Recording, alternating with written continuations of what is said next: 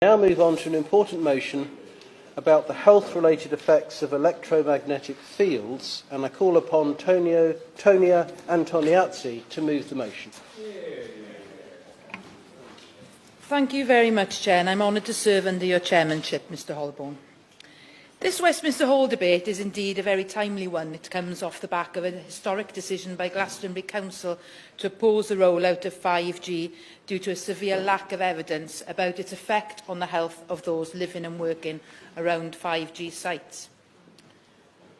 In the words of Martin Paul, Emeritus Professor of Biochemistry at Washington State University, putting in tens of millions of 5G antenna without a single biological test for safety has got to be about the stupidest idea anyone has had in the history of the world.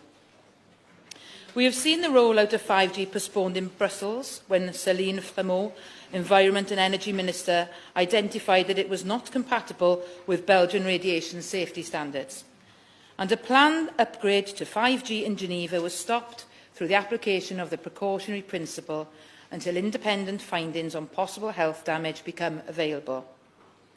Now, I was approached by an old friend who is now a constituent about how a sensitivity to electromagnetic fields seriously affects her health and the way she lives her life. Annalie lives in France for part of the year and has to return to Wales as her health deteriorates working as a university lecturer. I was intrigued by the effects and wanted to know more, so I have been in contact with a number of people who either have concerns about the health-related effects or are suffering firsthand. Following discussions with others, I was keen to secure a debate on the subject because the health concerns are being swept under the carpet by the government, and there appears to be an absolute refusal to acknowledge that these health-related effects even exist. To initiate a conversation about electromagnetic sensitivity has had members of my own team and family telling me that it is all made up. That in itself motivated me to keep reading and to speak to as many people who I can in Wales and beyond who are suffering. And what shocked me was the number of people who have ES who are too afraid to talk publicly about their illness as they are really wary of being humiliated and ostracised. Electrosensitivity is a symptomatic sensitivity to electric or magnetic fields of any frequency, including radio frequency transmissions. It's a condition first described in 1932. It's when a person's physiology is affected by external electromagnetic fields, giving rise to a spectrum of symptoms, often neurological. It is therefore an illness caused by environmental agents, essentially an environmental toxic pollutant. It's a condition that can arise due to continued exposure to an environment polluted by man-made EM and RF wireless signals at levels at orders of magnitude below heating effects and is well understood in many other countries. Symptoms include headaches, fatigue, disturbed sleep, tingling, pains in limbs, head or face, stabbing pains, brain fog and impaired cognitive function, dizziness, tinnitus, nosebleeds, palpitations and others. But as we have seen already with chronic fatigue syndrome, there was a disbelief about those presenting with symptoms and indeed construed by others as a psychological illness through a lack of knowledge and difficulty to diagnose.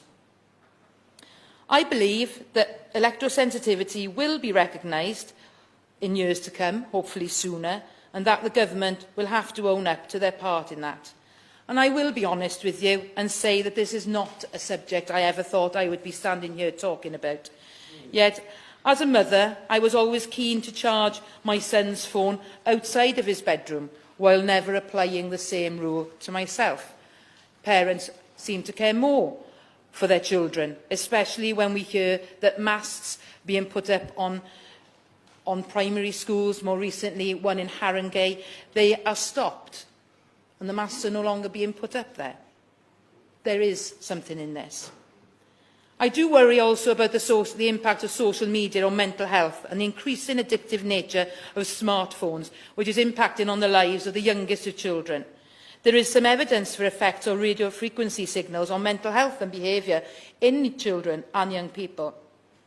yet they are not currently considered when trying to address the current increase in mental health and behavioural problems in the UK.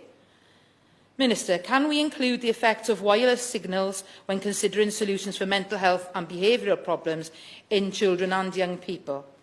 The recent advice from the UK Chief Medical Officers on screen time and well-being in young people has ignored evidence for the adverse effects of wireless signals. I will on that point. Can I just ask a question about the wider environmental impact? Because she'll know that 4G is the carbon footprint of all of aviation. 5G is going to be a lot more. And what's more, we're now hearing that 5G will have a detrimental impact on insect life, which globally is decreasing at 2.5% a year. And given the insects are required to pollinate all fruits and vegetables and therefore essential to humanity, doesn't she think that we should apply the precautionary principle here so we know precisely what the impact will be both on insects and on carbon footprint before hurtling ahead for commercial reasons? I thank my honourable friend for his contribution, and I think that climate change and the insect life is something that we need to take into consideration as well when we are discussing the impact of electrosensitivity, electromagnetic fields. As MPs, we have a duty of care to our constituents. There's no escaping the fact that when questions are posed about the safety of new technologies by MPs, schools, local authorities and others, they are given a standard reply from governments. People who question about the health-related effects of electromagnetic fields are just coming up against a brick wall, and I want to break through that wall and pose a number of questions to the Minister today. I like to think that taking safety into account when developing projects and considering safety and sustainability really is the smart way to move forward into the future. Yes, I will. Remember the Trade and Industry Select Committee many years ago, we investigated this and with all sorts of experts, but nobody could come to a conclusion about it. That's not to say my honourable friend is wrong, that's just to say it was looked at about 20 years ago. But the question I was going to ask her, is there any evidence that that can affect the behaviour of animals, for example? Not only human beings, but animals. Is there any evidence of that? I thank my honourable friend for his contribution, because there is evidence which has been seen in animals. I can't quote it to him now, but I have read about it. And also, the animals don't have the screen time. So when we're talking about the impact of magnetic fields, and we're relating it to maybe smartphones and 5G in the, from now on into the future, the animals aren't sitting there, and there is evidence there. I would have to find it and send it on to him. I shall, yes. On this point, there is clear evidence that, in particular, with high-frequency 5G, and there's some denial that there may be such high frequency, that there is enormous loss of insect life, and to get the coverage, we need these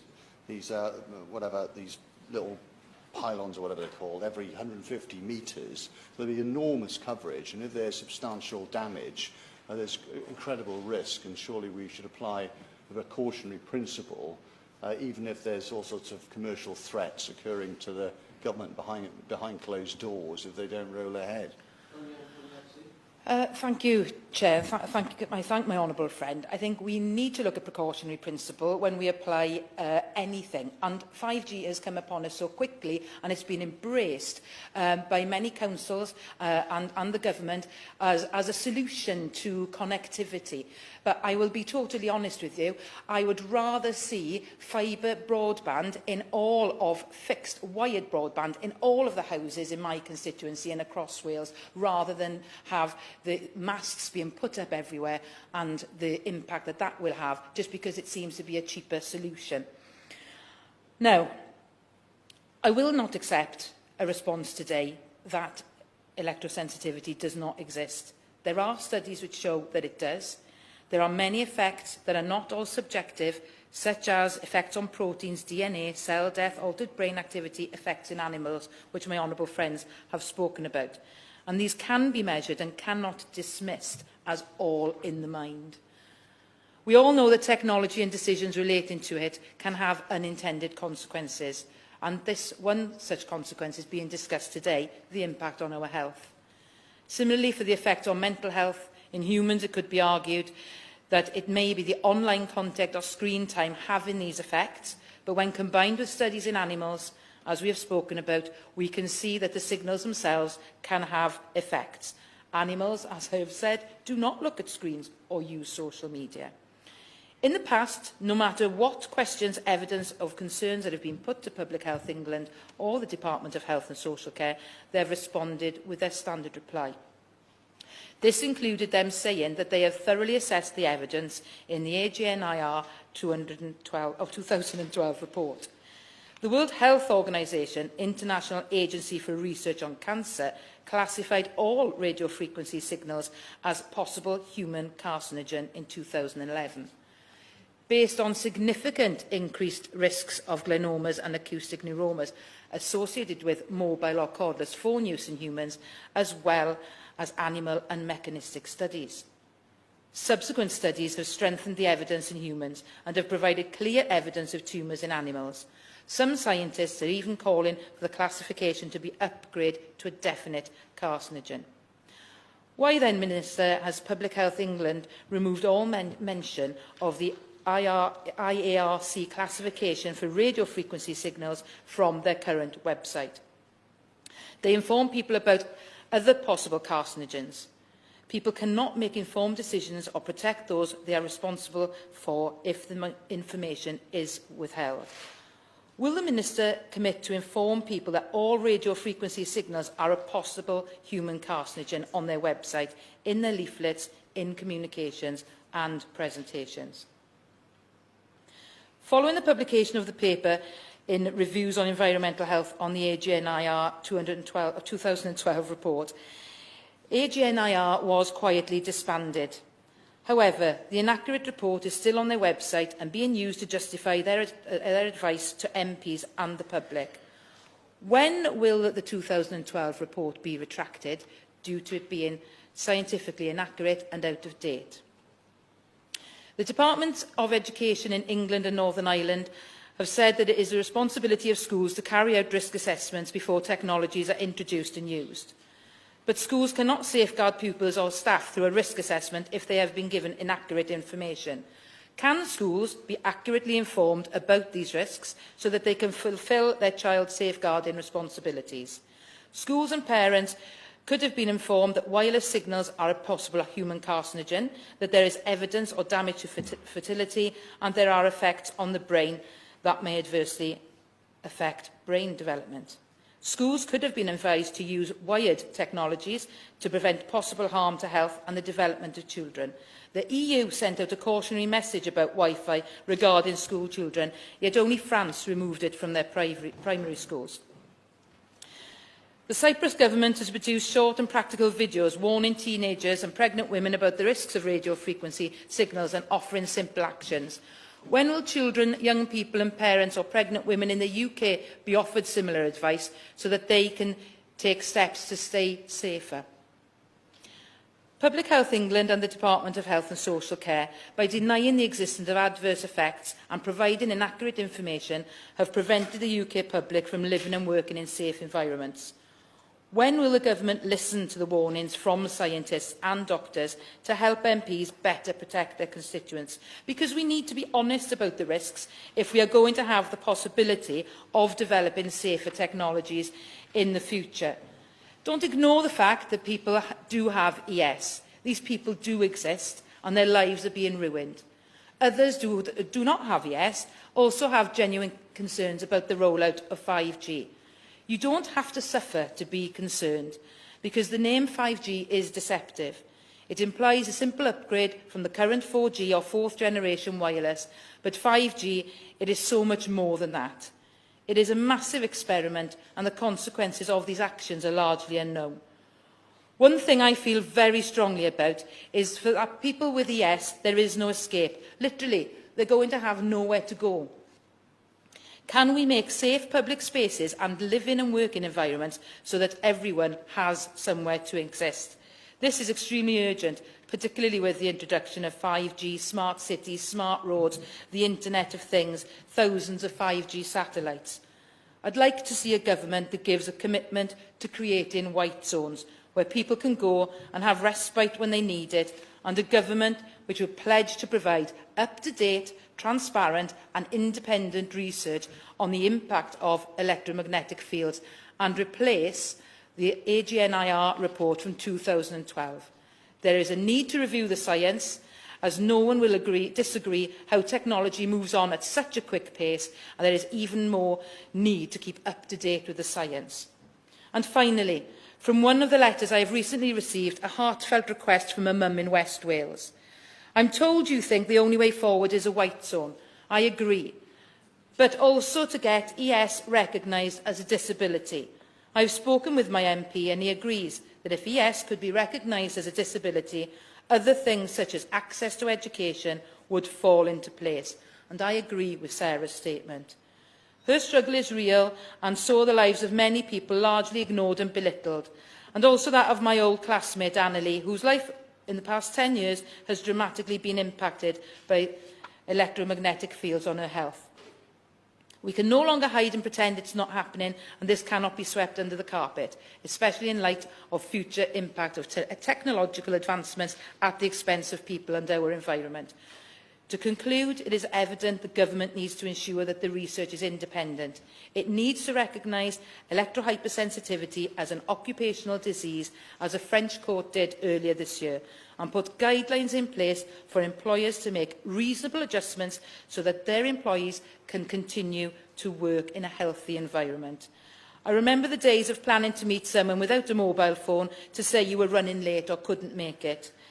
Advancements in technology have literally swept through our lives, and before I'm accused of being a Luddite, I think that technology is wonderful and offers great many benefits to all. But we cannot continue to deny that for some there is an impact on their health and well-being. This is also not about stopping progress.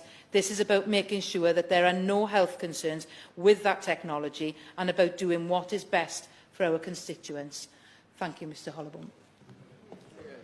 Question is, this House has considered health-related effects of electromagnetic fields. Dr David Drew.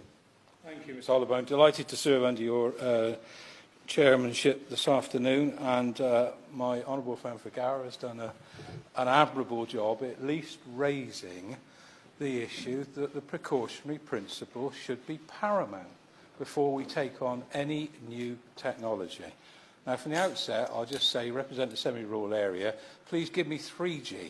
I'm not worried about 4G or 5G, I just want 3G, with all the consequences that brings. So I've still got at least one of my market towns that can't get that. So just a little plug there, that let's get the existing technology in place. But I think what my honourable friend has said is worthy of debate, worthy of the government taking seriously, and worthy of the public understanding that their representatives there are listening to them. Now, Stroud being Stroud, there's an active 5G campaign already underway saying they don't want it, they'll do anything to stop it, and please can we listen to those who have already raised concerns. Like my honourable friend, I've met people who are incredibly affected by electromagnetic sensitivity, to the extent that they moved into a house with a smart meter and had to have that smart meter taken out, and even to the extent they asked their next door neighbour to take their smart meter out. And once they removed the two, their health dramatically improved. Now, you know, people say this is all psychosomatic. I've seen the evidence that people do have sensitivity to these electromagnetic waves, and we ignore that at certainly their health and biological consequences, but maybe there will be many more. And I want to talk principally because my honourable friend's done a valuable job of explaining the possible health and biological impacts. I want to say a bit more about planning in a minute. But I think it would be only fair to ask the government to at least respond to the growing evidence that there is from the International EMF Scientific Appeal, FIRE, the Physicians' Health Initiative for Radiation and the Environment, and other reputed scientists in this area, and indeed communities. I mean, Brussels has now stopped the rollout. A number of cities in California have stopped the rollout. So there is growing concern, and one that, of course, needs to be recognised and needs to be answered. And it's just a shame that at the moment we seem to be in complete ignorance of some of the effects of 5G. I've not seen proper medical studies that deal with people's susceptibility to it, and it would be right and proper for us to see those studies. I give way to my honourable friend. Very grateful. Can I say, Chair, I'm going to have to leave before the end, so I apologise for that.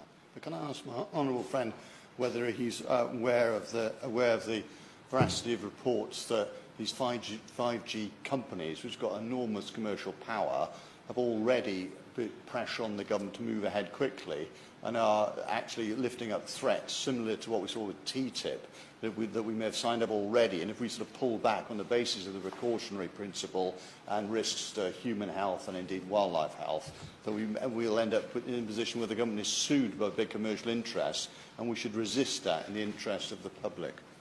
Well, I thank him, and of course I agree with that. And the work he's done on air quality is really very important in this place. And at last, politicians in general are beginning to listen to the threats. And it just seems lamentable at the time that we now understand the threats of air quality through pollution from cars, dare I say incineration and other things. We now have another technology coming in which could be as damaging. Maybe we won't see the effects for years, but we will in decades unless we actually understand what this technology can do to some people. It may not be everybody. It may be down to genetic susceptibility, but we ought to listen to what is happening to those people. So, as I said, it would be useful if the government were to put on record some of the studies and their responses to that studies. And as my honourable friend has just said, one of the real problems is, now we're into 5G, there's a view that where there are already masts, you can just add to. Where there are no masts, you can already put additional technology on them. And I asked the Minister, the biggest worry is that there's a view, certainly in Stroud, that lampposts will be a perfectly acceptable means by which these masts can be substituted by not having to put new ones up. You can just put them on to existing infrastructure. So it would be useful to know from the Minister what powers there are, because I understand in terms of the electronic communications code powers, it's virtually granted unlimited power to the companies to either construct or maintain or develop the current infrastructure without any planning permission. It's all done under delegated responsibility, which means that the general public don't even know what's going up, because normally these things would not be publicised. And of course, there is really very little recourse unless they take court action to try and stop it. Well, the means by which they can do that, even to the extent it may be on private land, so the landowner has very little authority to stop this from happening. This is something that needs to be looked into and properly investigated. So I would ask the government, because I'm not going to speak for very long, to look at the way in which it can consult the public. The public are getting worried.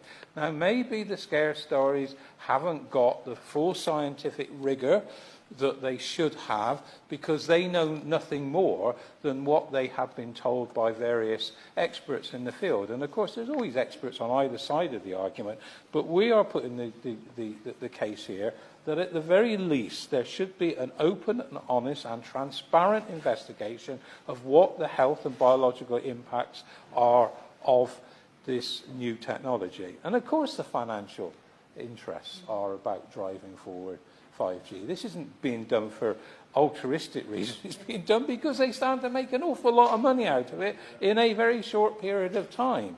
So we need to look at that. And again, it does exacerbate the digital divide. As I say, give me 3G at the moment. I mean, that's what I would be satisfied with across the whole of my constituency.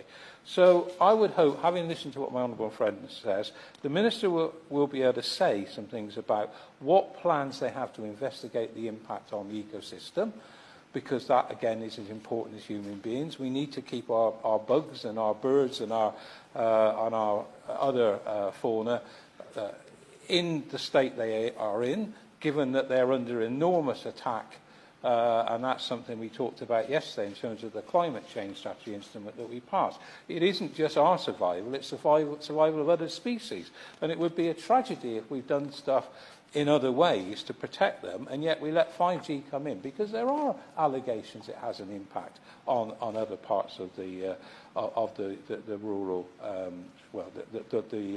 the different species, particularly in rural areas, because that's where we see many of our, our living creatures.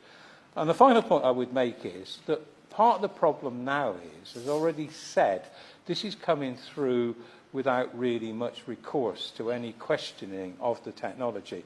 But the biggest problem is the speed at which it's now being introduced. There is really no way in which communities that are at least uncertain about the impact of them and their children and their schools and their wider communities, there is nothing much they can do about it at the moment. So I would ask that the government looks very carefully, as my honourable friend says, that we look at the implications on individuals' health, on the wider ecosystem, but we also just take some time and recognise that the precautionary principle is as important in this area as it is in general about air quality. Now come to the front bench speeches, the first of which is Martin Day for the SNP. Thank you, Mr Hollowborn. It's a pleasure to serve under your chairmanship today. And may I start by